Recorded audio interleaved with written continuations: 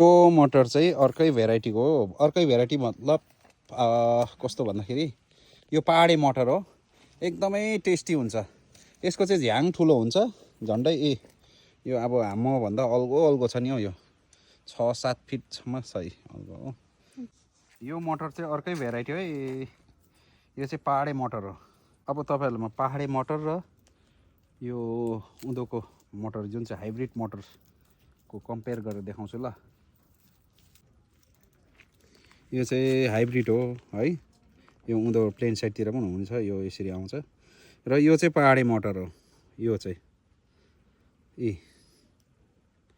Difference tasty चाहिँ यो हुन्छ है, टेस्टी चाहिँ यो हुन्छ। लु हेर्नुहोस् है त मटरको घारी, यहाँ माथिल्लो रोमा पनि छ, अनि उँधोपट्टिको रोमा पनि छ, तल्लोपट्टिको रोमा छ। र म चाहिँ अहिले यहाँ बिचबाट हिँड्दैछु। मटर फलेको हेर्नु सक्नुहुन्छ, यस्तो प्रकारले फल्या छ।